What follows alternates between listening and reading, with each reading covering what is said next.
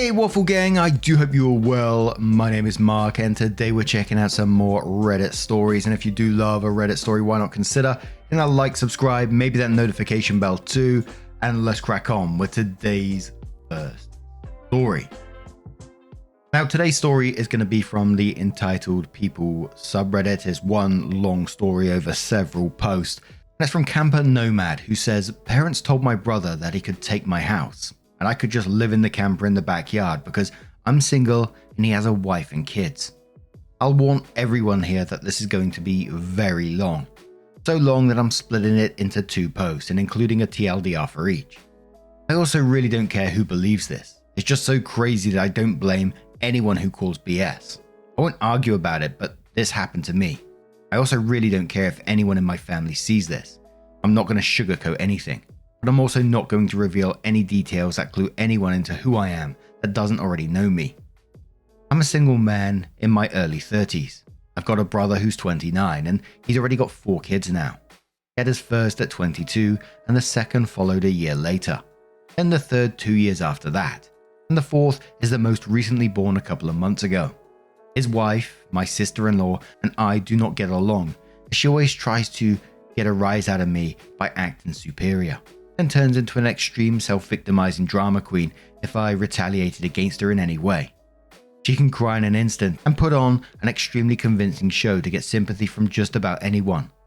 My parents and brother absolutely adore her, even though they know exactly how she really is and just don't care. She's very good looking, I'll give her that, but she's so awful that I could never be attracted to her. She also refuses to get any sort of job, even though she has a college degree and my mother willingly helps with the kids all day. So their finances are entirely dependent on my brother. This also means that they can't afford to live anywhere but my parents' house. And privacy is a bit of an issue with all of them under one roof in a 3-bedroom house that was built in the 60s. Growing up, my younger brother was the obvious favorite. We're 3 years apart in age, but he developed a superiority complex because I was badly punished if I retaliated against his antics in any way back then. It was obvious my parents cared for him a lot more because he got the lion's share of everything, unless people called them out on it, which did happen a fair bit by other members of family.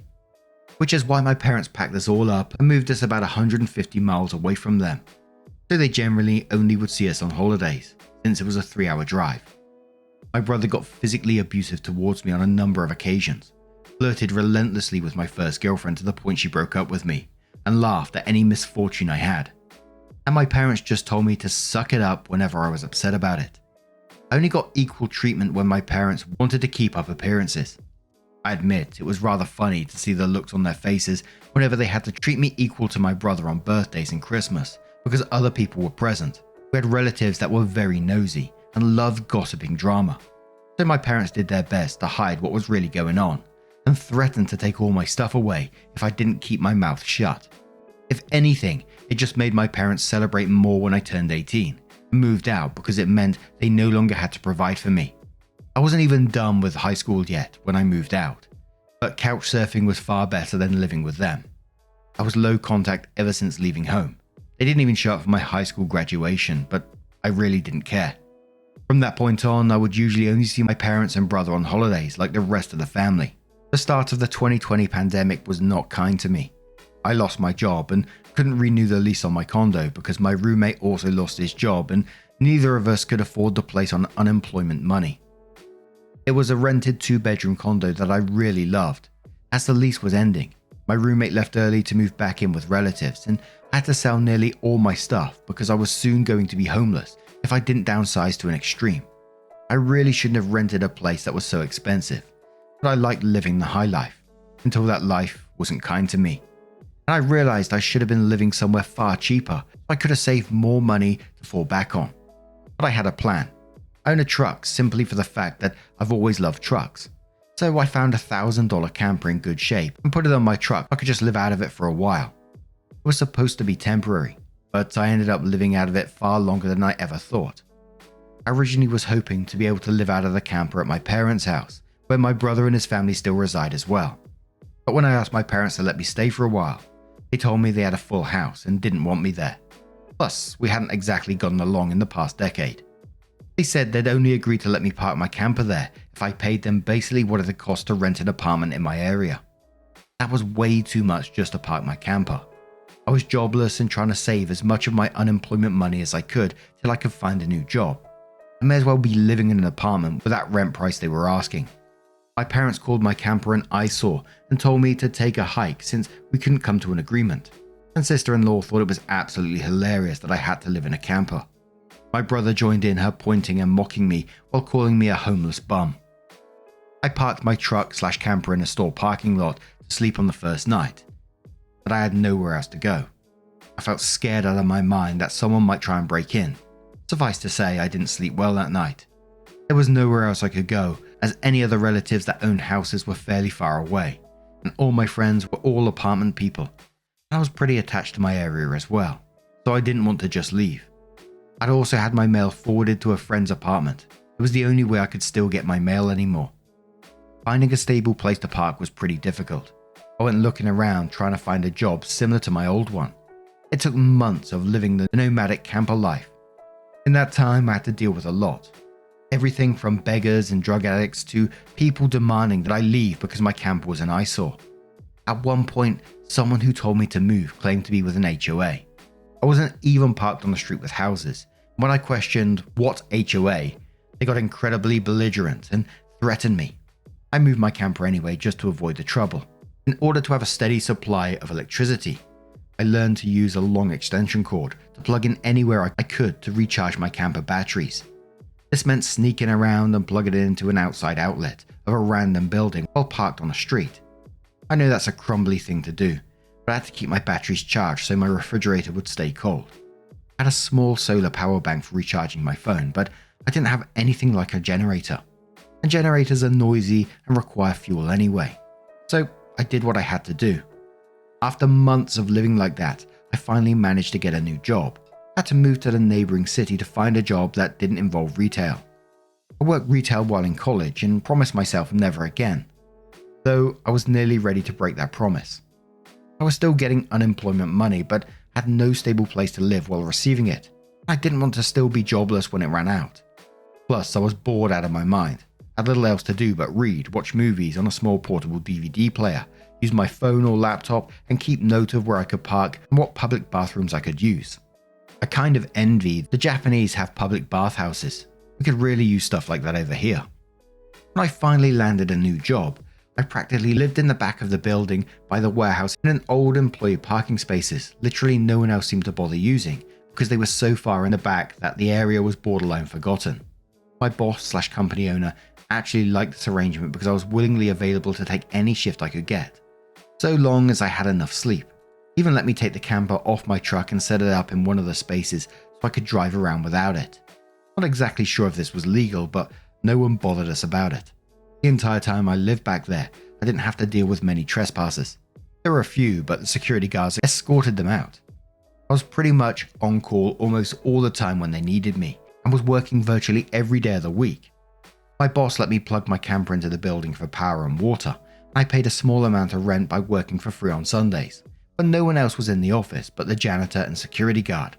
Beyond that, I usually had to shower at a friend's apartment or at my local gym, as the camper didn't have a shower in it, and only a portable toilet, and I didn't want to fill it because emptying it is a nasty chore. So I used other bathrooms as often as I could. I had a key to the warehouse and could go in to use the bathroom there at any hour. I was even on first name basis with the security guard. He's since become one of my closest friends. The camper was easy to heat in the winter with a small electric heater. Summers were not fun though. The camper didn't have any AC, so I had to get a used portable air conditioner just to make it bearable. I made a lot of overtime pay and hands-on learned some new skills from other employees.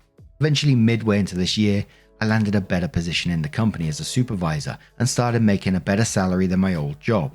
That's when I decided I wanted a house. The scare I got from losing my condo made me realize I needed something much more stable for the long term.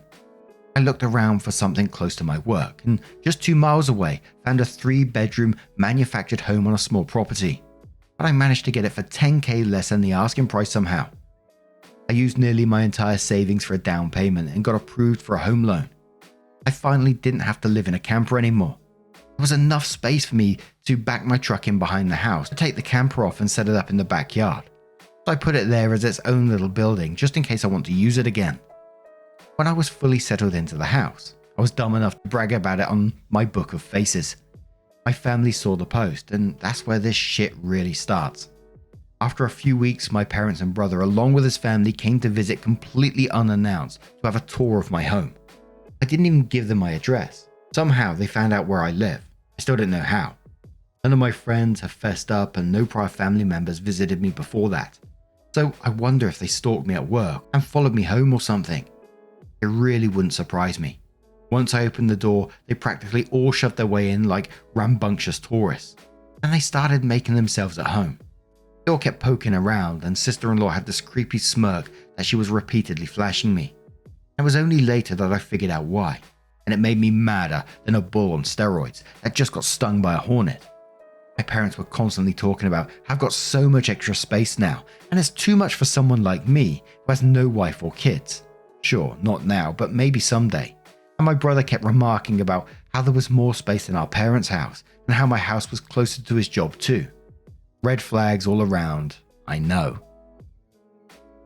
Eventually, my brother asked to speak to me privately. Everyone else suddenly left the room and piled out on the front porch. That's what finally made me realize they planned something. My brother, let's call him Dan for the sake of simplicity, said the house was too much for me alone, and I should let him move in with his family because his wife is pregnant with kid number 4, and my house is much closer to his job. He pointed out that I already have the camper, so I could just live in that outside while they live in the main house. I'd like to point out that Dan never once spoke of offering rent. Mind you, he's got a good job. He also started talking about how there would be changes and even curfews, and that I couldn't just walk in any time without prior notice. If it weren't my brother, I think the person I was talking to had lost their mind. But Dan lost his marbles long ago thanks to our parents treating him like he was the center of the world. I tried to speak, but he kept talking over me, as if I had no say in the matter. There was no way in hell I'd rent my house or parts of my house to him. Other people maybe, just so I can pay the mortgage off more easily, but certainly not him or his nasty wife. I've heard this exact situation in videos online many times, and never once did I think I'd actually live it because I thought it's so ludicrous. But my parents, brother and sister-in-law do all fit the bill for a bunch of narcissistic, entitled crazies.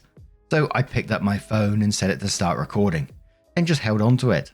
Dan didn't even seem to care or notice that I'd done this, and just sat there with his arms waving around while talking about all the reasons of why he needed my house.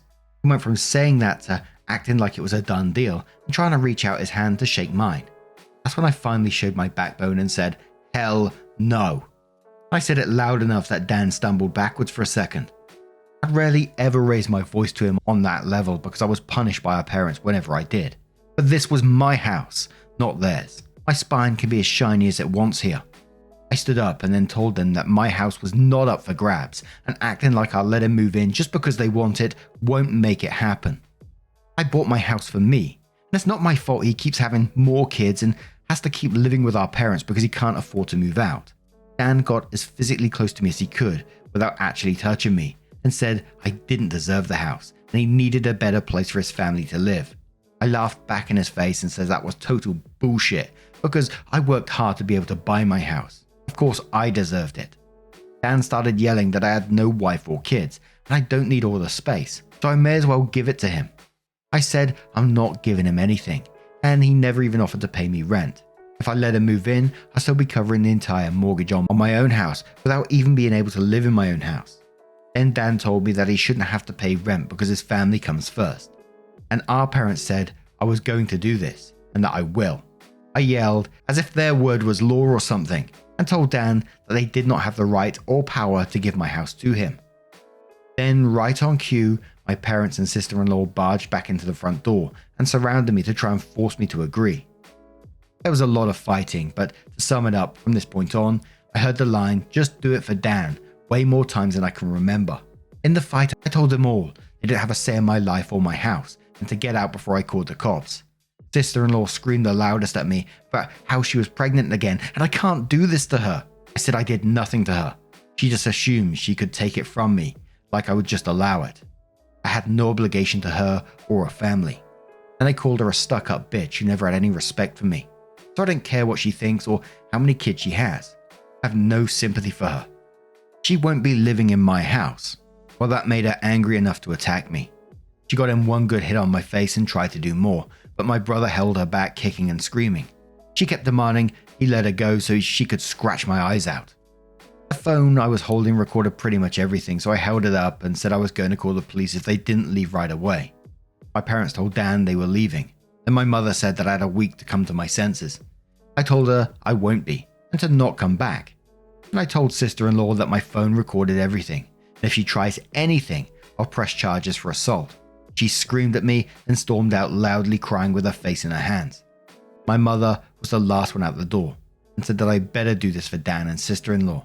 I responded by telling her I won't be. Fucking hell, who needs enemies when you got a family like that, right? They remind me of that family that I often talk about that I knew growing up, and they would like sort of bully each other and force their way into each other's houses to live with them. At one point, like the main mum, I call almost like she's like, I call them the mafia family, and she was like the godfather.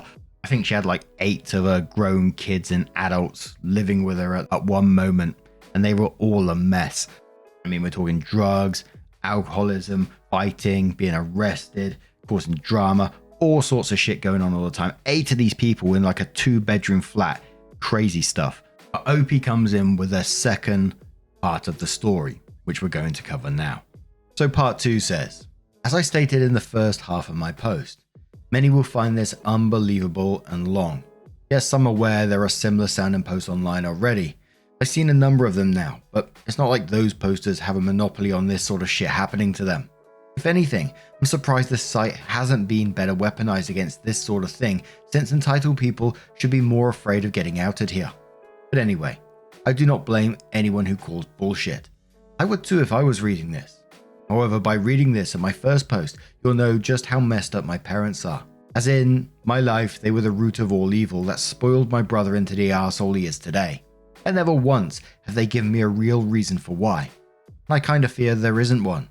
Some people can't explain why they make choices like child favoritism.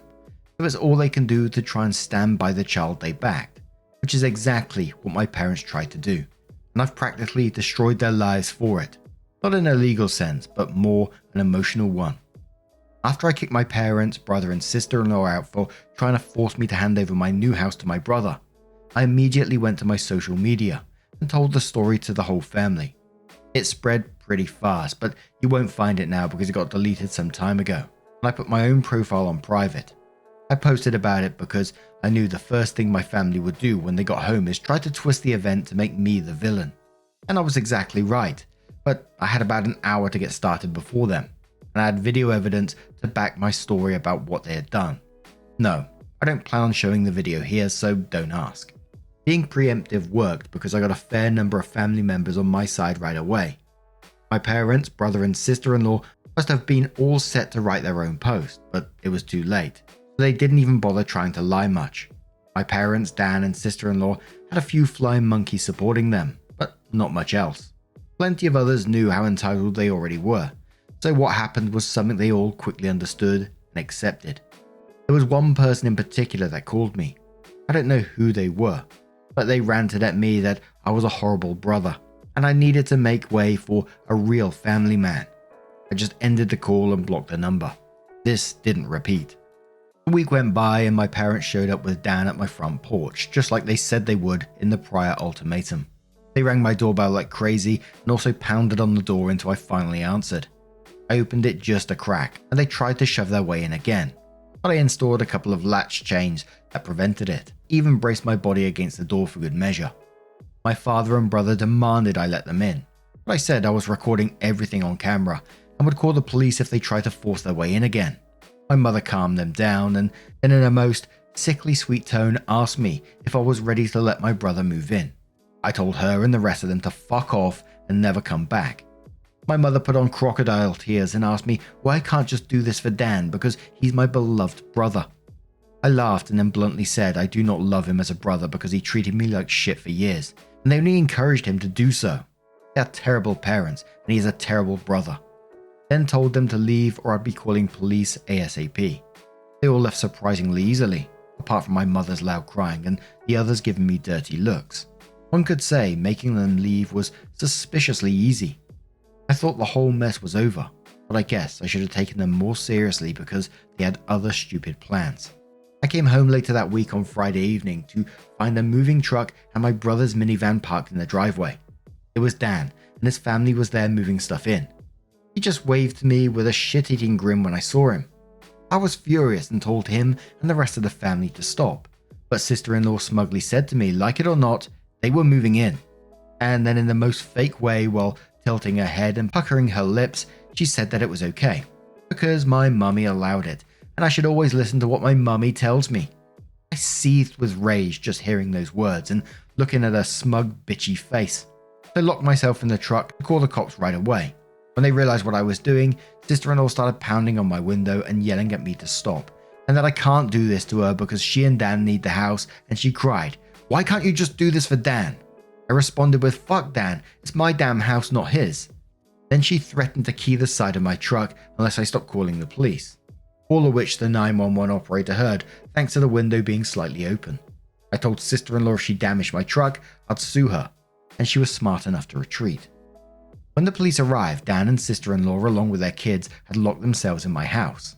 I told the cops what had happened, as well as showing them my new driver's license that had my current address on it, then went to my front door. I saw they changed the lock, and the old lock was laying on the porch with the center of it drilled out, and the drill they used was laying right next to it, with a complete Harbor Freight drill bit set. Could they have been more stupid leaving evidence out like that? I pointed out the broken lock and drill, then gave the police a rundown on all the events that happened prior. Well, I guess Dan called our parents over at some point after I arrived home, because they showed up while I was talking to the cops. My parents immediately lied and started saying that I'd agreed to rent my house to my brother and his family. I said that was an easily provable lie one way or the other. So Dan and sister-in-law finally came out of my house with some papers in hand. They both looked super smug, like they'd somehow outsmarted me. They'd actually drawn up and printed out a fake rental agreement, but my signature was not on it. There was one, but it looked nothing like my handwriting. I don't think any of them have actually seen my signature, so that was incredibly stupid on their part. I told my parents and Dan that was stupidly blatant fraud, and if the cops investigated, they'd easily figure that out. I don't think going to jail or court would do them any good. It could even make Dan lose his job, which is his only means of providing for his family. I also said I would get a lawyer and sue for damages for anything of mine that was lost, stolen, or broken, and I'd call CPS too for good measure. Dan went white and looked really scared when I said all that, but my mother got between us and doubled down about how I should just do this for Dan and live in the damn camper so they can finally have a family home to themselves. I yelled at her that if she thought it was such a good idea, she could do it for Dan herself and let Dan have her house to himself instead. The cops separated my mother from me, and I said I wanted them all out right now, or I'll press charges. I stated in a shout about how they'd drilled out my front door lock to break in. The lease papers were obvious fakes.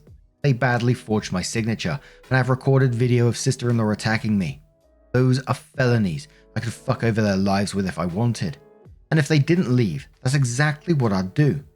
The only reason I hadn't already was for the sake of Dan's kids. So they have one chance to get the fuck out. The moment my parents heard that, I think it initially clicked that they could not force me to do it for Dan. My mother surrendered and said she'd put an end to this. And she went over to sister-in-law and spoke with her quietly for a minute while my father spoke to Dan.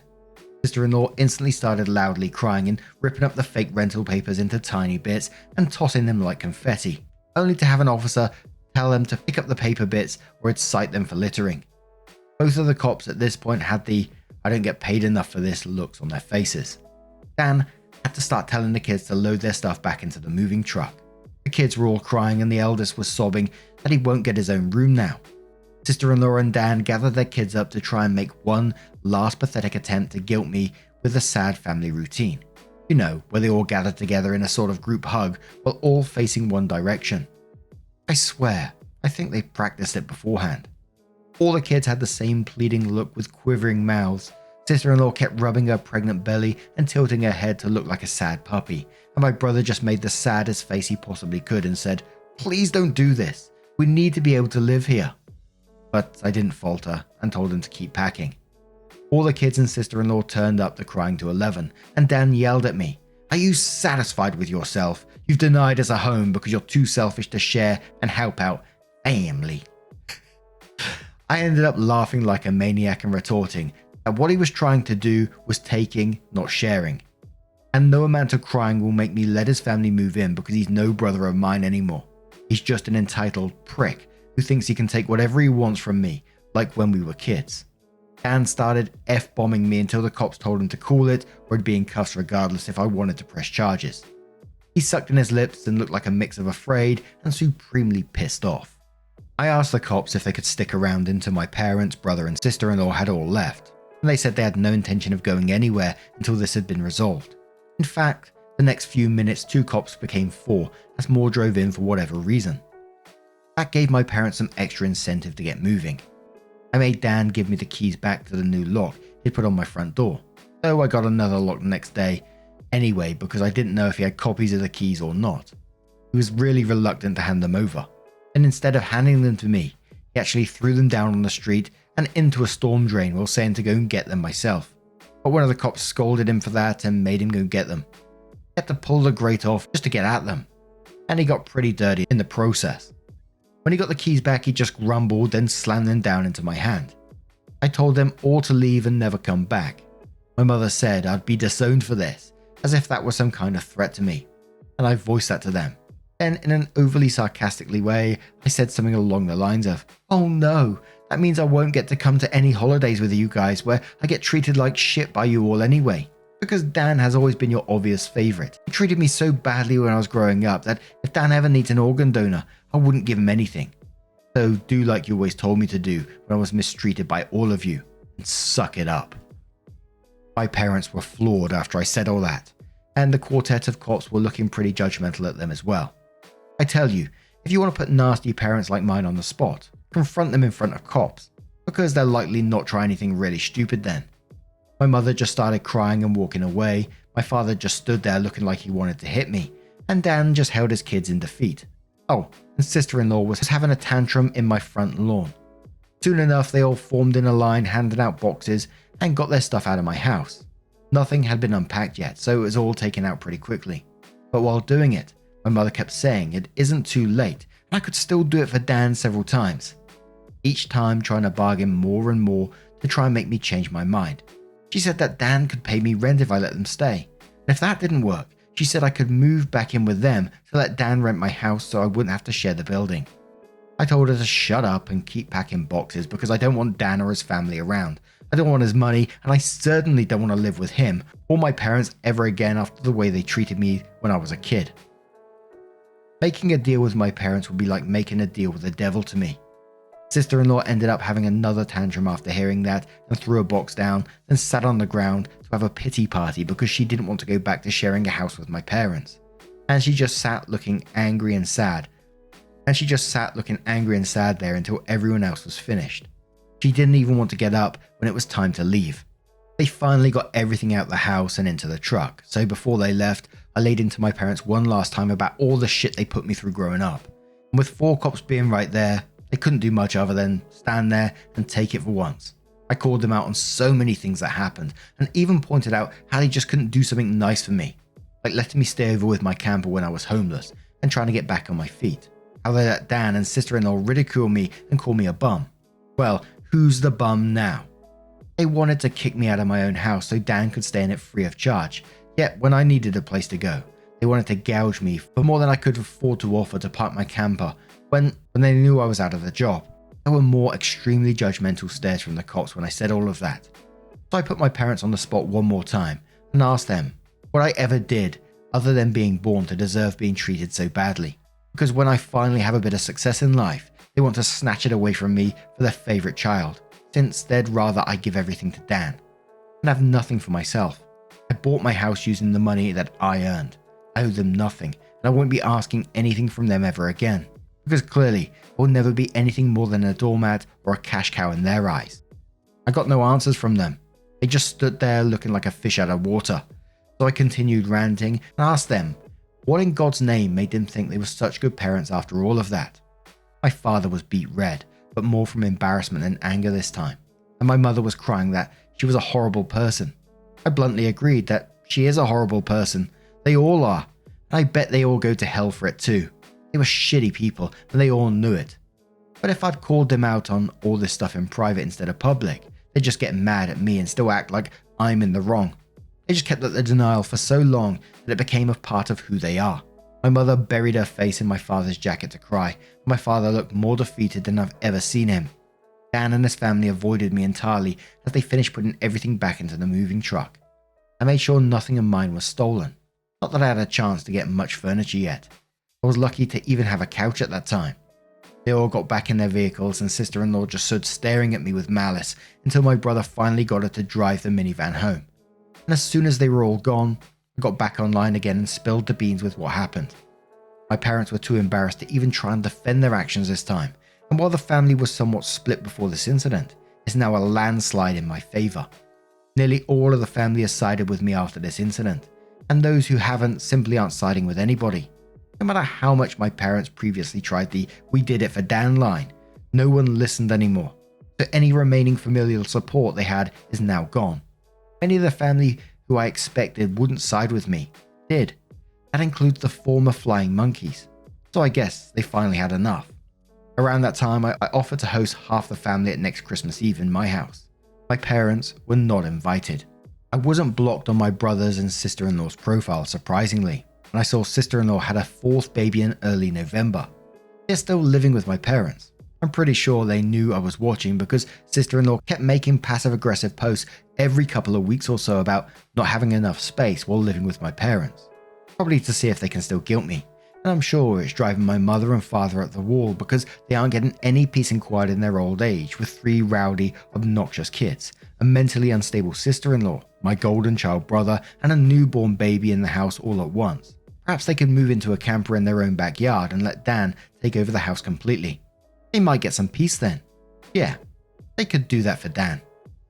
There was supposed to be more, but this post got way too long, so I'll be posting a part 3 later. The OP's third part comes in and says, my parents, brother and sister-in-law showed up to Christmas at my house when they knew they were unwelcome. I was trying to keep things to 2 posts, but I realized while compiling everything that part 2 was just too damn long, so I've divided it into a part 3. For those who commented en masse to get cameras, I will when I can afford it. I'm still in financial recovery from buying a house last year, and as far as I know, good cameras need a decent computer to record to. I didn't have anything more than a 3-year-old laptop that runs Windows 10. Yes, I'm aware of doorbell cams. That will be the first kind I get. For those who kept saying that I should have just gotten my brother and sister-in-law arrested, the only reason I didn't was because they are parents. Their kids need them. If Dan was arrested, he'd likely lose his job, and without that, his family has no money. And sister-in-law has a month-old baby right now. Neither of them need to end up in jail. But you don't need jail for revenge. Police can help, yes, but I got payback without filing a police report. Would I be this merciful again? More likely than not, and they know it.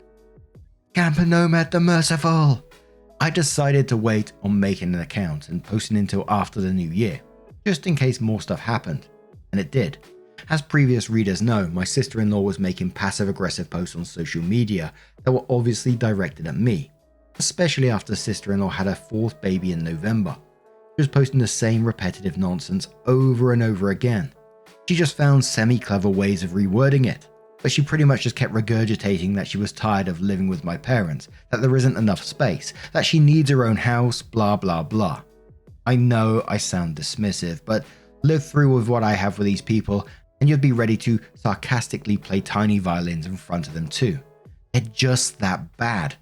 And since I waited until January to make an account, more happened just like I thought. I stated before that I'd invited half the family for a Christmas Eve party at my house, and everyone I invited all came, even though it was a fairly long drive of around 3 to 4 hours for them. But they wanted to come and show me their support. I was praised by them a lot for how hard I'd worked to get a house on my own, and that they were sorry for everything I'd went through. I was asked why I just didn't take my camper and drive 3 hours back to them, instead of living pretty much homeless for so long. And I had to sheepishly admit that I was very attached to living around here, and I had my best employment opportunities in this area. My hometown doesn't have a lot of great job opportunities in my field, if any at all, and I wanted to make my own way as much as I could, an answer they overall accepted. We moved on to having a rather nice party. the best I'd been in years. Some relatives even brought CDs of great Christmas albums.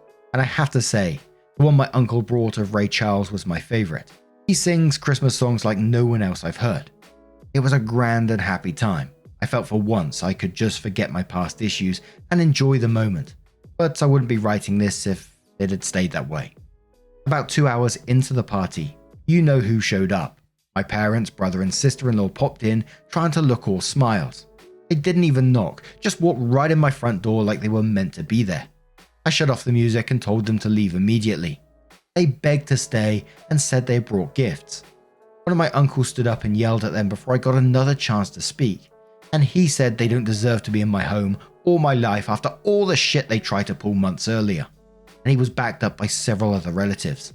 Mind you, this guy is my mother's brother, and he used to love her to pieces until he found out about the shit that went on between me and my parents. My grandparents, mother's parents, as old as they are, hurriedly got in between us and said to my parents that if they want to make amends with me, it's far too soon, and they've never been more disappointed in them than they were this past year. They hidden their favoritism for my brother from prying eyes for a long time, but no one was fooled anymore, and they needed to make a serious effort to try and actually treat me like a son if they ever want to be in my life again.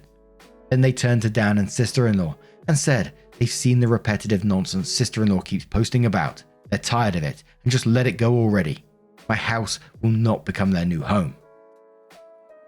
Sister-in-law went back to her old standard of crying and had a pity party about how she should be the one living here and not me. She plopped down in a chair to have a tantrum and say it wasn't fair I got this house to myself when I have no family of my own, and she has 4 kids that need more space. And she just wanted a better place to live and feel like a real mum.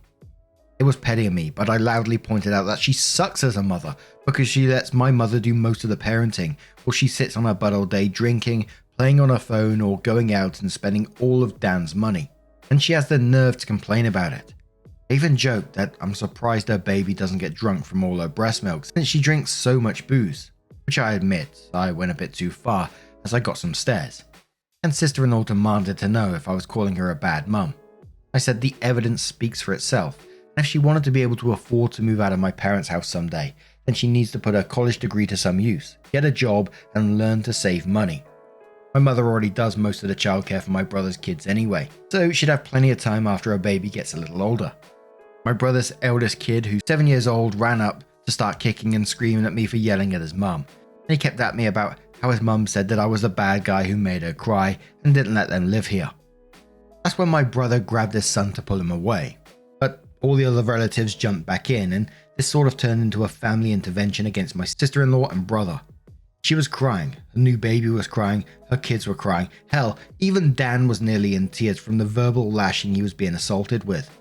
He ended up sitting on the ottoman, I keep shoes in by the front door, and looking like a complete wreck. He couldn't look anyone in the eye. He couldn't even say 2 words to me. Not with a whole house filled with angry people ready to judge him if he tried to let out his inner golden child again. If they weren't there to get his way, I bet this would have ended up as a repeat of when he tried to order me around to try and take my house months earlier. By this point though, he'd been so thoroughly humiliated that his and my parents' reputation in the family was completely destroyed because the masks were all off now. Soon after, my parents, brother and sister-in-law all left in defeat. The party resumed and we all avoided speaking of what just happened for the rest of the evening. Since most of the adults had been drinking, everyone stayed the night in my house. I even let some sleep in the camper so there'd be enough space. I admit, it also makes a good guest house. My relatives all wanted a tour of it earlier as well, and they said they couldn't believe I've been living in it for around 2 years. I got a lot of questions about it, like what summer and winter was like and so on. I was up earlier than everyone else Christmas morning and had a fresh pot of coffee and some ibuprofen for those spiked eggnog hangovers a few of them had. I was complimented on being way nicer host than my parents ever were, and we all agreed to do this again next Christmas. After Christmas, sister-in-law did finally stop making posts that were obvious digs at me, and deleted all the old ones as well. But shortly after the new year, she more recently made a new post complaining about how she had tried to convince my parents to get a camper like I did, so it could be set up in the backyard so Dan and his family could use the whole house as their family home. Well, a taste of one's own medicine is never fun, because my parents turned that idea down, vehemently I hear. No one is going to push them out of their own home, let alone their master bedroom. The post was only up for a couple of days before sister-in-law removed it, and she has hardly posted anything since then. She loves to complain, but if a tree falls and no one is around to hear it, can it still complain? Sister-in-law, I guess, has realized there's no point in doing it when no one hears her anymore, and Dan can't afford to move his family out on his salary alone anytime soon. If they end up expecting another child in the next few years, I won't be surprised. Things mellowed down for me since then. I've even invited friends over for a poker night. I suck at poker because I can never remember a damn thing about it, but so what? We get to drink beer and eat junk food while being merry idiots. We all loaded up on Whoppers from Burger King and just had at it the best way 4 grown men can, when they just want to have a good unadulterated time and get pissed drunk. I think maybe around summer I'll look into possibly dating someone. I'm not exactly getting younger here. Fingers crossed that goes well. My camper just sits idle in my yard now, and I admit there were some days I went out there just to spend some time in it. I did live in it for 2 years. It's like my second home, and maybe one day I'll actually get to use it for camping, like it was meant to be. I'd never been camping. My parents considered it a waste of time, so it'd be a completely new experience for me. This pretty much marks the end of what happened. My parents, brother and sister-in-law have all been staying very clear of me. In fact, they seem to have gone back to acting like I don't exist, like they did before I bought the house. Not like that bothers me at all. It's better that way. But they'll inevitably come back in some way. I know they will. I just wonder what kind of stupid thing they'll do next. If anything notable like this happens ever again, I'll make another post if this account is still active. Opie comes in with yet another post and says my parents and Dan were back sooner than I thought, and they wanted money this time. This will not surprise some people who commented on my previous post, because my parents did some of the exact things they said they would, which was wanting either my money or my signature. I did expect the classic lines of narcissists saying that I owed them, or give me some kind of socialist BS of sharing the wealth, but that was just my imagination running wild. The ensuing situation was somewhat similar to that, but much more tame, I guess you could say. They seemed to know not to push me too far now, and were mostly aiming for pity. It began when my parents recently got in touch with me through social media and asked for a meeting in a public place of my choosing. It just screamed trap, but I wasn't afraid. In fact, I was amused. They know I'm not to be fucked with anymore, so I could only wonder what they wanted this time. I picked a local restaurant that may have a name of an olive and a garden in it, and we met up there. Dan was with them, but he kept his mouth shut most of the time. We had awkward greetings, ordered some drinks, and then cut to the chase. My parents begged me to help Dan get his own apartment so he could finally move out. Apparently, Dan's credit isn't so great. Gee, I wonder why. Could it be his wife regularly spends him into a hole? Well, they asked that I help by either supporting some capital or by co-signing the apartment and helping pay the rent for it. I simply said no to both.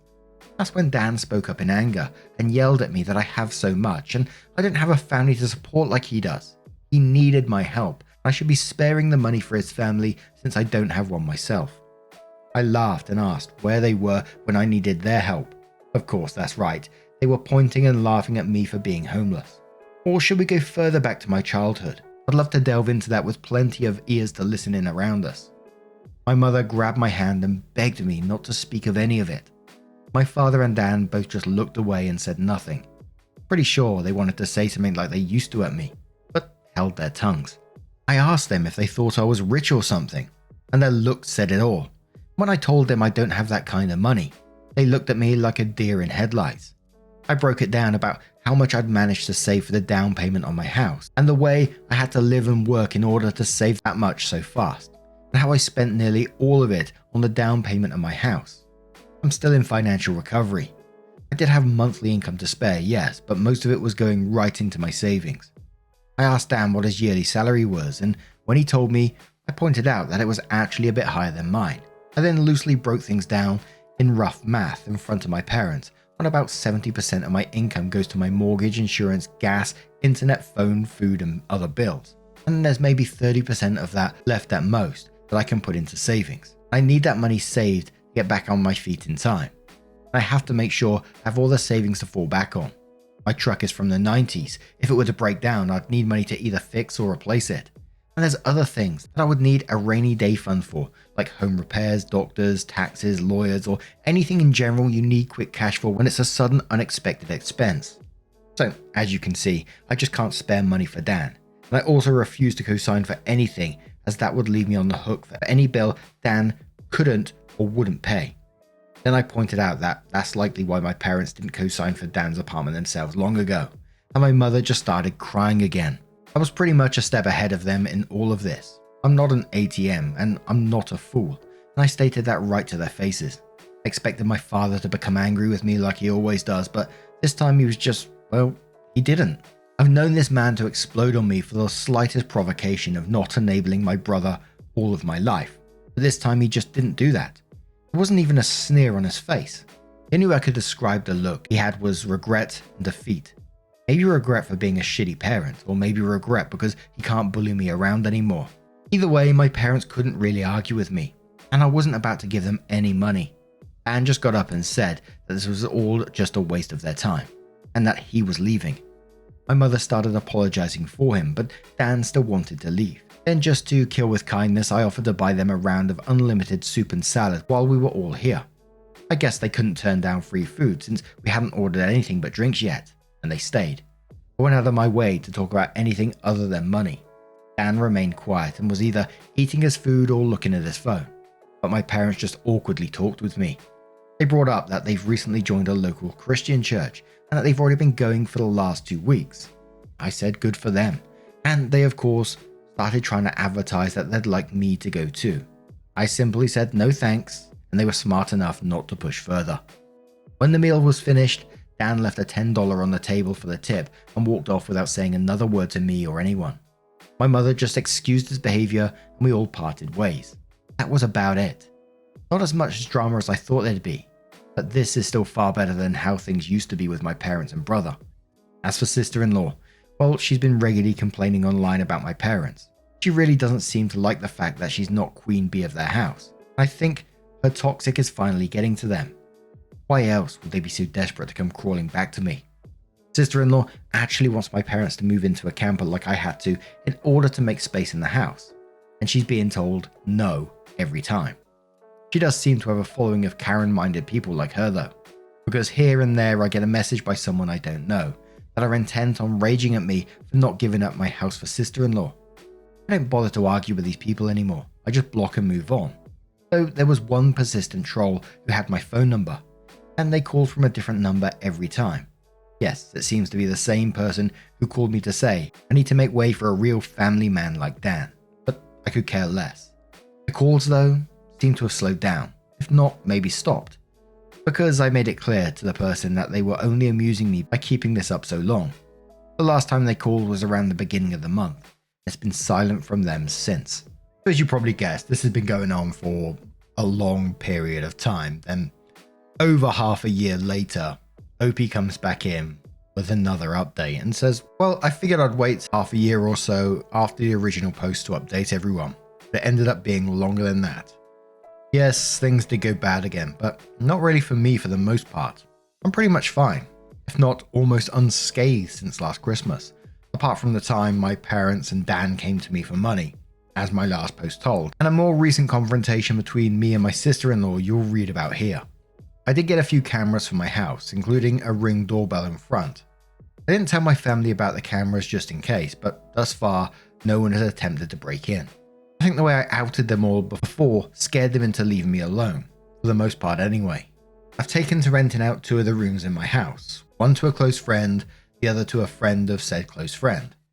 Both have been fantastic tenants. They know to keep quiet and leave me alone most of the time, and even have small refrigerators they keep in their rooms so they don't need to keep any of their drinks in the main fridge. The deal I gave them on the rent was too good for them to pass up. It increased my monthly income as well. And even after taxes, I'm still monthly putting away some decent amounts in the bank since the rent money pays a good chunk of my monthly mortgage. You're all probably wondering how my parents, brother and sister-in-law took to me renting out those rooms to friends. Well, the answer is not well. My father and Dan stayed out of it, but sister-in-law freaked out, which made my mother come crying to me over how I could have rented those rooms to Dan and his family instead. We had a bit of an argument in which I pointed out, for one thing, they fucking broke into my house before and tried to steal it. She wouldn't want to let someone who did that move in with her. Also, there wasn't enough room for me, Dan, and his entire family in my house. Not that I'd ever share a roof with them anyway. It's a 3-bedroom and a manufactured home no less. I have the master bedroom and its adjoining bathroom. That would have left only 2 small rooms for Dan's sister-in-law and 4 kids, not to mention they'd be annoying as fuck to me all the time. Also, she knows very well I can't be around sister-in-law because she intentionally antagonizes me. And they all mocked me when I was homeless before. Besides, my current tenants are both single guys in their 30s I get along with. My mother had some sobbing excuses for a while, but she finally let it go and admitted she was just desperate. Edit. Parents found out I was renting rooms out because sister-in-law basically stalked me in some way. Then she told my parents, and then parents contacted me. And then my mother came over to cry about it. Since then, parents haven't bothered me once about the house, so things are good for me. My parents and Dan, not so much. It turns out sister-in-law is a far worse person than I even thought. I already knew she was a gaslighting, self-victimizing drama queen, but she sank even lower. Because Dan's youngest child turned out not to be his. Yeah, you read that all correctly. Sister-in-law had an affair, which in retrospect isn't all that surprising. And something a few people here totally called months ago. After being caught, sister-in-law was ousted from the family. Dan just recently finished with his divorce, which actually went in his favor, since we thankfully live in an at-fault state. Dan also sued to get his name taken off the birth certificate of the youngest child, and won. Basically, after the incident where my parents tried to force me to hand over my house, things got pretty tumultuous over at their house. Sister-in-law blamed me a lot. She was convinced somehow that I had tons of money, like I'd won the lottery or something, and that I should share the wealth. Apparently it was her idea that they come to my Christmas party, because she hoped they could all just try and get on my good side. It was also her idea to make my parents and Dan try and get money from me for an apartment. So it really burst her bubble when Dan and my parents informed her of how my finances actually were. For the longest time, she and Dan and my parents fully engulfed in a toxic mindset, and only fed their narcissism with their own. So her blaming me made the rest of them blame me. That is until what happened in front of the police when they tried to steal my house. That's when the downfall for sister-in-law really started. My parents and Dan were apprehensive about coming to my Christmas party after the way I'd outed them. But sister-in-law convinced them to just throw together a few cheap gifts from what they could get at last minute and just show up, because it'd never throw us out once we're already there. Boy, she was wrong. She gambled on that plan, and I, with the complete blessings of everyone I'd invited, threw her and the rest of them out. Her plan, she no doubt thought, was the most clever thing ever. Backfired in her face spectacularly. I guess being chewed out by family at my party not only wrecked my parents' reputation even more, it actually started a wake-up call from them to eventually not listen to sister-in-law anymore. And as I said in my last post, my parents decided on going back to church. Perhaps because last year I'd said they'd probably go to hell for their actions. I can't say that's the real reason, but you gotta admit, it would kind of feel satisfying if that was the case. Though my parents hadn't been to church in 2 decades before going back. Well, I don't think it's a bad idea they're going to church. They need to understand that going doesn't just give them a do-over for all the shit they've done in the past.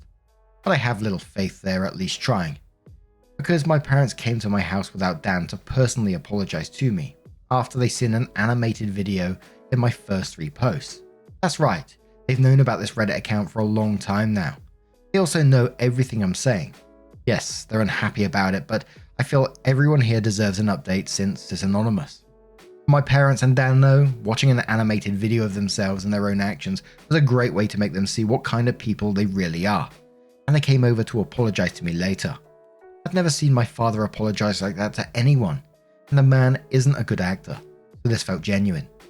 They fully acknowledged what they did to me and how there's no excuse for any of it. They even described themselves as narcissists and admitted the truth that they had wronged me very badly. Then they went on to blame sister-in-law for a lot of things. Yeah, they kind of threw her under the bus, but it's not like she wasn't guilty of everything they said. My parents have been getting counselling for a while now too, and did offer group family counselling, but I declined as I'm not ready for that anytime soon. Dan himself didn't apologise to me for some time, but he looked extremely remorseful anytime the past was brought up. Meanwhile, Dan and sister-in-law's marriage absolutely fell apart. It wasn't a crumble, it was a cascade. without me as the scapegoat slash black sheep slash ATM that they couldn't mock or try to get money from anymore. And after the public humiliation of social media, my Reddit post and the animated online video, sister-in-law finally let out enough of her toxic on Dan and my parents for them to realize she's not the person they thought she was.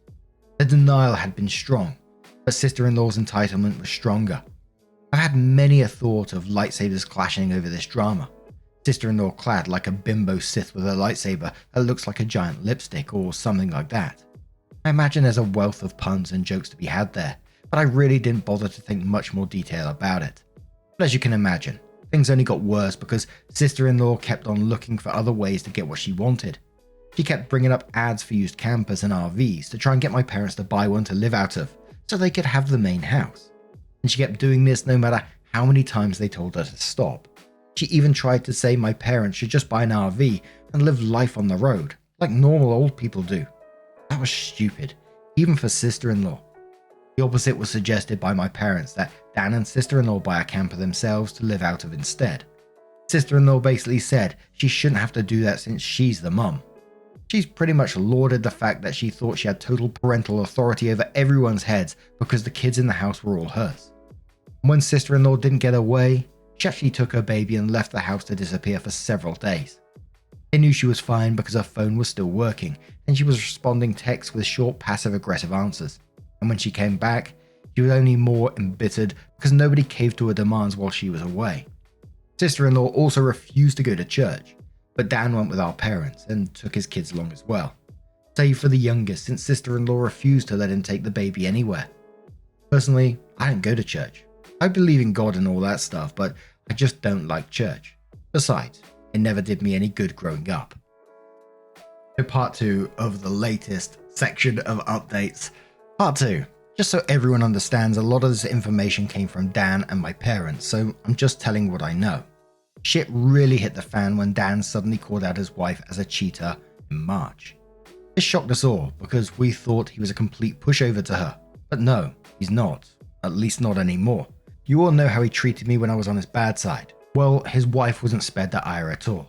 He started putting pieces together about her deceit after finally pulling his head out of his ass, and secretly got DNA tests for all of his kids. 3 of the kids are his, but the youngest one, the baby, was not. For the record, Dan and I both have pretty dark straight hair that's almost black. Same with our parents. Sister-in-law's hair is straight and pretty dark too, but the baby's hair is lighter and a bit curly. At first, Dan just thought it was because of the baby's age. Sister-in-law kept playing it off and said that it would darken in time. The baby's hair never got darker. I guess that was Dan's biggest clue. He confronted his wife with the DNA results in front of our parents, and she broke down sobbing that it was a mistake. Sister-in-law pulled out all the Darvo stops of denying, trickle-truthing and gaslighting, but Dan had none of it, and actually had done more to find out about her affair than I would have ever thought. I knew he was smart, he just let himself be done. The detailed proof of her cheating with phone records, texts he got off her phone, bank records, and the DNA test. He identified the man she's cheating with, who was likely the father since he has much lighter coloured curly hair.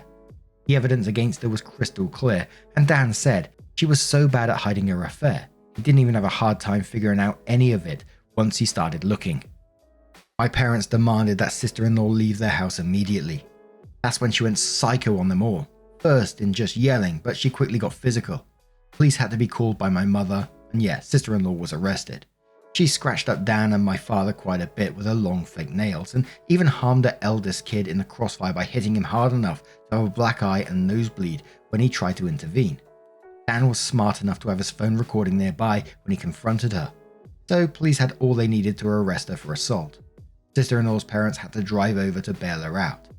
Then they came back for the baby, sister-in-law's stuff, and a car as well.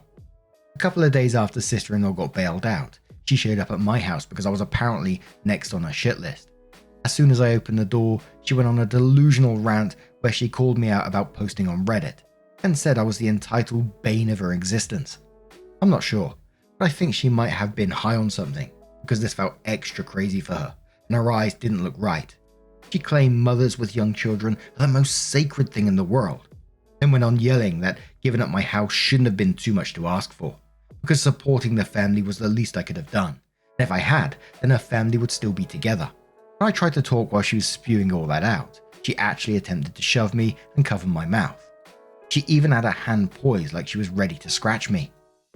Well, that went about as well as you can expect. I'm not exactly one to be threatened, and told her I'd call the police if she didn't take her hands off me right that moment. I also told her I got it all on my doorbell camera. She started panicking the moment she heard camera, then I ended up verbally savaging her to the point she was backing off my porch. I told her she had some gold to call me entitled when she's exactly that. She didn't work for anything she had anymore, cheated on her husband and got pregnant from her affair partner, made my mother do most of the parenting for her children, spent Dan's money till they were in a financial hole, and acted entitled to my home to the point of trying to steal it. I called her entitled times 1000, and that she's a greedy bitch who is blindsided by narcissism. Then I told her to stop blaming me for her own actions and to never show up at my house again. Being told all that was pretty much all sister-in-law needed to hear before jumping back into her car, then peeled out and sped off. This was the final straw that broke the camel's back for me. Now that she was separated from Dan, I ended up finally going to the police and filing a report for harassment and the assault she had done to me on last year, and her putting her hands on me in front of my porch only added to it. The police have it all on record now, and I gave copies of the video to Dan for his divorce lawyer. And yes, I did file for a restraining order against sister-in-law. It was easily granted because it was obvious the woman is unhinged. She's not made a social media post about me since that I could see, but that's just because she put her profile on private. I hope her blame ship against me has long since sailed. Either way, she's left me alone. Sister-in-law was still with her affair partner during the divorce. At the time, I had no real idea what kind of man he is. But any person who monkeys with someone else's spouse, and even has a child with them, really doesn't have a lot of morals to begin with. Once the divorce was underway, sister-in-law admitted that Dan just wasn't man enough for her anymore, because he couldn't afford to give her the lifestyle she wanted. She actually believed herself to be on the level of a trophy wife, and that she deserved to be with someone wealthy. Dan said he pulled a me and manically laughed at her. He said she was nowhere near hot enough to be a trophy wife, along with mentioning any other faults she had. Sister-in-law ended up humiliated by this and ran off like a child. She'd having to live with her parents. Sister-in-law was forced to work in their family business because Dan wasn't giving her access to his bank accounts anymore. She's already maxed out all the credit cards he previously gave her, and she griped about having to work for her parents despite having a college degree. But I think they were the only ones who'd employ her anyway, since she's got a criminal record and a decade-long gap in her resume. I've heard from Dan that her parents were severely disappointed in her as well. But that was just a rumor. It could all be just as bad as her for all I know. Either way, the shit show of her divorce really took off once it got going. Sister-in-law didn't walk away with much from it, especially because she had an affair, physically hurt her father-in-law, husband and eldest child, and it's an at-fault state, like I mentioned earlier, because she kissed any chance of getting her way goodbye. I'll go into detail about it in the final post. OP comes in with her latest update and says, "This is what I know of the divorce from my brother Dan. Dan's lawyer pulled some strings to get the divorce started as fast as possible, but it cost him. I don't know the more specific details or how much it all cost. He never told me. Sister-in-law, on the other hand, was financially backed into a corner very badly. And you know what can happen when you corner an animal. She fought back, but the law was not on her side, nor was her dwindling finances. Sister-in-law's parents had to pay for a lawyer for her, and not a very good one either. Also, she actually brought her affair partner to the divorce court to testify on her behalf. This guy was a real piece of work. He had a bronze tongue and a charming smile he tried to use to his advantage.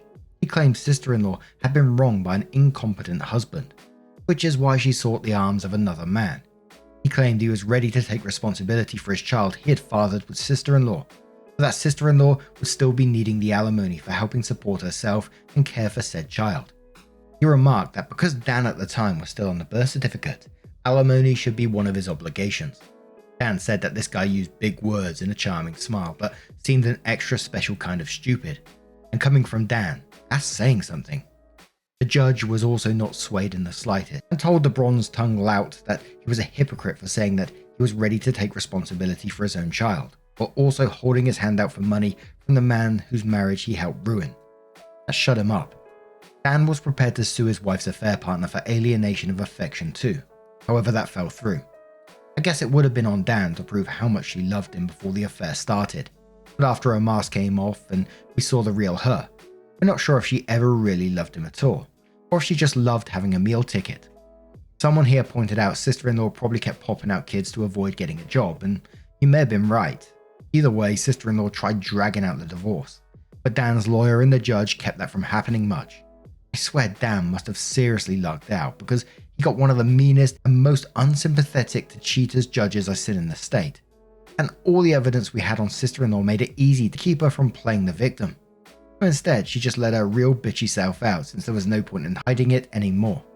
The court had all the records provided by Dan and myself, police reports, photos and recordings to prove she was an abusive narcissist. There was a mountain against sister-in-law that she had no way to climb over or hike around.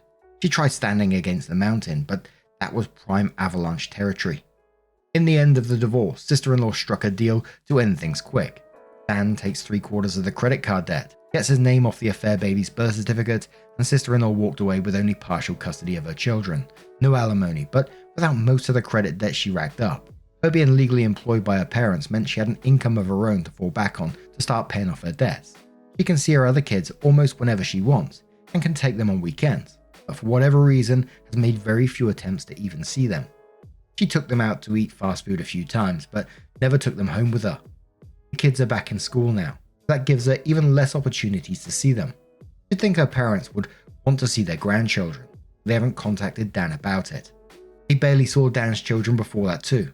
Now they may not even bother to see them at all. They hate kids or something. Even Dan doesn't know, but he tells me that the in-laws were always indifferent to him.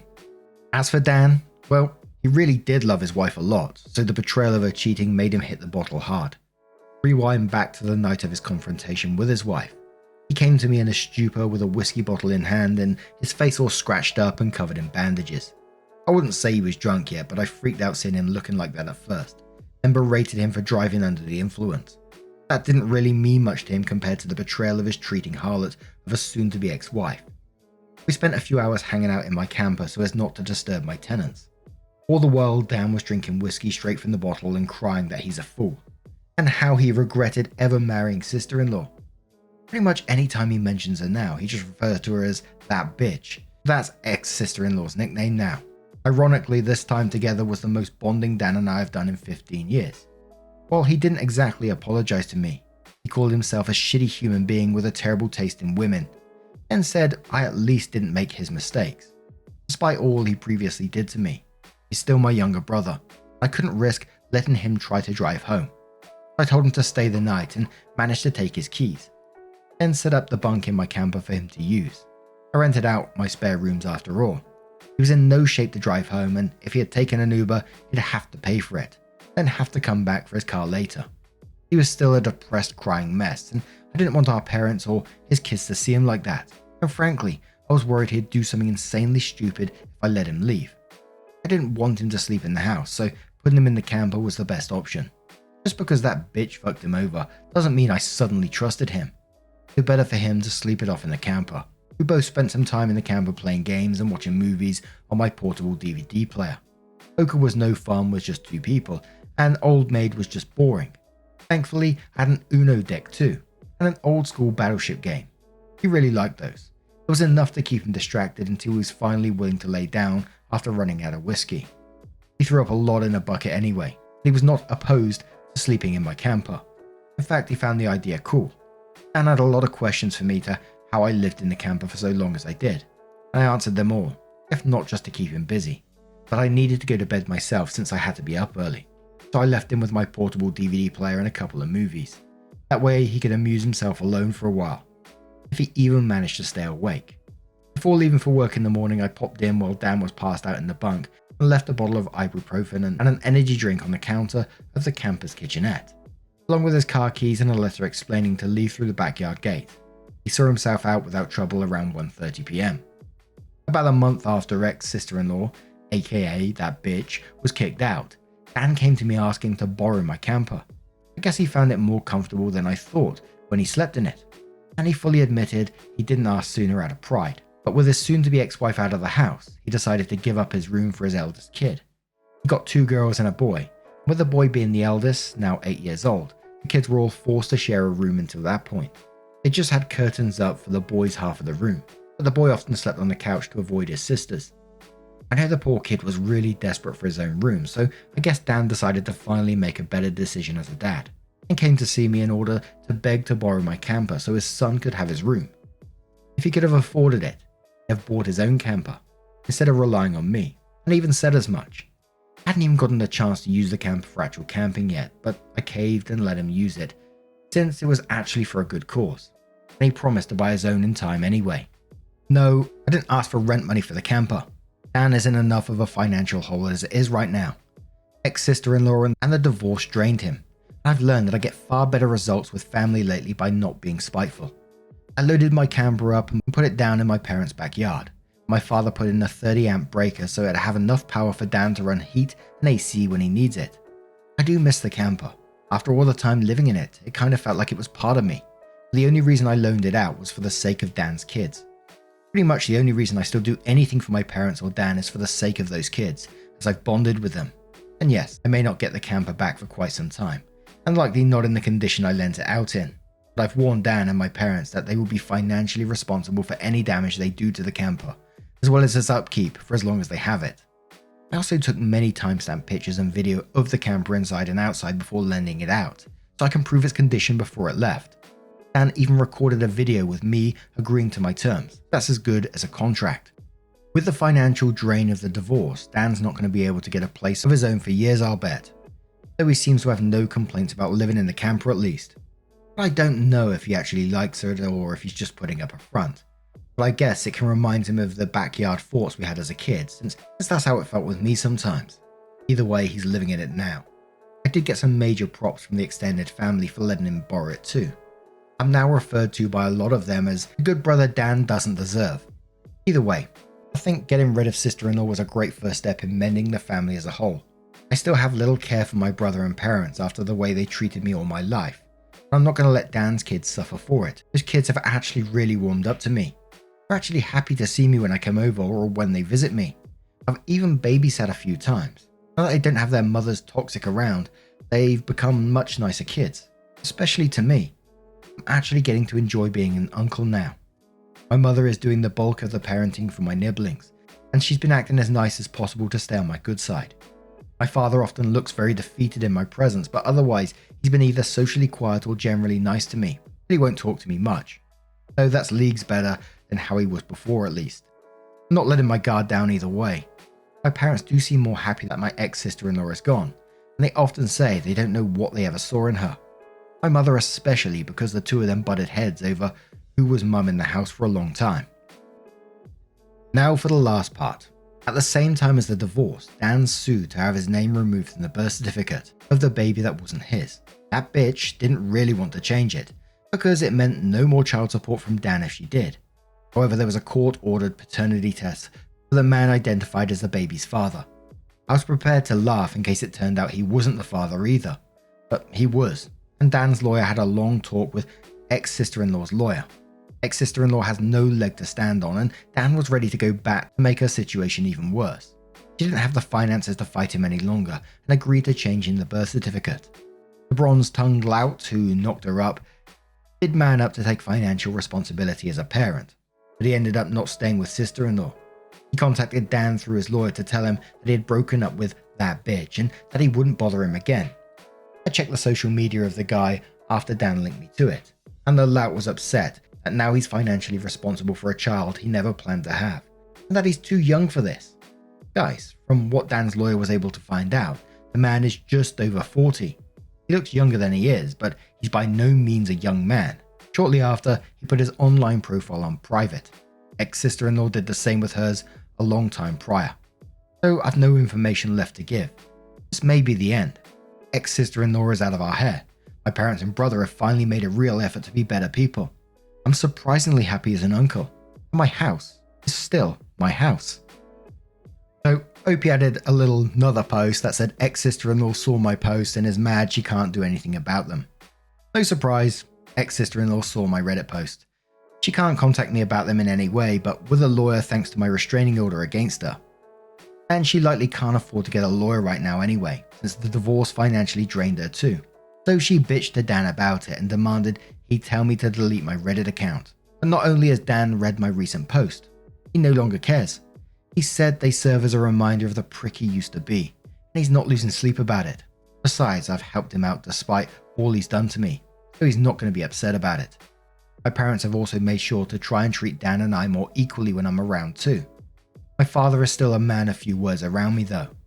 Someone pointed out that changing now after so long of treating me as the opposite of Dan means he doesn't know how to connect with me anymore, and I think they are right. I don't mind the way he is now though. My mother has also developed a habit of saying she's sorry about every little thing in my presence. Dan told me that she and my father have been reamed a lot by extended family and their counsellor, and now my mother feels like she needs to apologise for everything. This is all a stark contrast to how they used to treat me. Also, I didn't talk about before what ex-sister-in-law's opinion was on Dan borrowing my camper, so his son could have his and his ex-sister-in-law's old bedroom. But like a stereotypical bully, she looked down on him and mocked him about it because now he's living like a bum, as she put it. But Dan took it all in stride and asked if she was done yet, because he knew this was exactly how she'd react, and he just plain doesn't care anymore. She's borderline dead to him, and her insults were on deaf ears. Then he pointed out to her that he was living out of a camper because he was putting his kids ahead of himself so his son could have his own room, something his ex never did. Despite being their mother, she just weaponized their children and pregnancy to keep from working and to emotionally blackmail everyone. Then he asked her to remind him how that was working out for her. Mind you, this was early on in their divorce. I'm sure you can guess her reaction. Dan said his ex did have quite the tantrum about my recent posts, but no one has bothered to contact me on her behalf to take them down, so she just has to live with a well-deserved shame. She's been trying to act nicer to Dan lately. Guess the grass isn't so green living with her parents. Dan tolerates her as the mother of his children whenever they meet, but nothing more. He will never take her back. He's told me that he can never look at her like he used to, and the very thought of her turns him off emotionally. So ex-sister-in-law pretty much has no chance of reconciliation. I have no new info on ex-sister-in-law's affair partner. His social media is still locked down. Same with ex-sister-in-law, and it's likely to remain that way as long as I have a chance of reading them. And that was pretty much the end of it. There was one more post, but it doesn't add too much info. So it says my truck got egged on Halloween. Happened in the middle of the night / very early morning on the 1st. I suspect it was my ex-sister-in-law. The person my cameras recorded was wearing layers of heavy sweats and had their face wrapped up along with big glasses covering the eyes. I couldn't really tell if they were a man or a woman. They came on foot too, so no identifying a car. It did look about ex-sister-in-law's height though, but that's not much in the way of evidence on its own. If it was ex-sister-in-law, she knew about my cameras, so covering her face and body for petty eggy revenge. Oh, that's funny. Was probably the smartest thing she's done in years. Way to finally put her college degree to use by egging a beat-up pickup truck. The egger showed up around 3 AM. I was deep asleep and didn't hear anything. Whoever it was that appeared that night quickly threw a dozen eggs or so all over my truck. He didn't attempt to do any more damage at least, and were gone in a flash as soon as the last egg was thrown. I didn't see the mess until I was leaving for work in the morning. I ran my truck through a local car wash during lunch break. That took most of the egg off. I had to scrub it a bit more later after work. Egg really isn't good for the paint, but the truck is from the 90s and doesn't exactly look mint anyway. I did take the photos and filed a police report with the CCTV footage as evidence, but so far nothing has come of it. There was no real damage other than my minor irritation and a $15 at a car wash. If ex-sister-in-law did do this, she was smart enough to only throw eggs and not key my paint or slash my tyres, so my insurance wouldn't be involved. I don't think much will come of the police report as the cops seem to dismiss it as a probable prank by a teenager. I guess they were probably overworked, but at least the report will keep a paper trail in case of future incidents. I waited till now to post because I wondered if anything else would happen, but no, just right back to peace and quiet. I'd appreciate any good advice on the matter though, just in case something like this happens again. Update. Asked around with some people on the street about cameras, possibly seeing the person who egged my car. I got responses ranging from, we don't have cameras to, it was Halloween and people pull stupid pranks, let it go. A few people who were helpful told me I waited way too long to ask and the footage auto-deleted. So basically the egger got away. But if it was sister-in-law, I'm guessing she had to walk around half a mile in those sweats just not to get her car spotted on camera or something. It wouldn't surprise me if she questioned if it was even worth the effort. Oh well, I guess I'll just wait to see if the egger comes back next year. I did hand out printed pictures of the Egger though, and even stapled a few up on posts. So now people in my neighbourhood are aware at least. The tenants renting out the 2 rooms in my house have stayed out of it. I don't really blame them. It's not their problem. And OP was talking in the comments that their life has been pretty normal for a while now, so whether we ever get any further updates on this post, I mean, gee whiz, it went on for some time. I'm just looking at my recording time now, I'm like, fuck it hell. But I wouldn't be surprised if sister-in-law does continue to keep trying various shit. She seems like a very vindictive, nasty person who, when she doesn't get her way, she finds ways to punish other people. And I'm not sure how I felt about like the rest of the family, the way that they've treated OP all their life, the way that they basically abandoned him when he was in need. Yes, there could have been manipulation from sister-in-law, etc. But what they've done to OP in this one story is just unforgivable. OP said that they were always keeping them at a distance, which I don't blame them. But at the same time, I'm glad that they are looking at their own behavior as shit, because otherwise they just continue to be the same shitty people that they were before, right? But anyway, what do you guys make of this situation? Let me know your thoughts down in the comments below. Now, just a huge thank you from the bottom of my heart for getting involved with today's stories. Your love, support, and time always means the absolute world to me, so thank you so much. Now I'm going to go and have a drink of water because I can feel my voice is going. Much love, guys.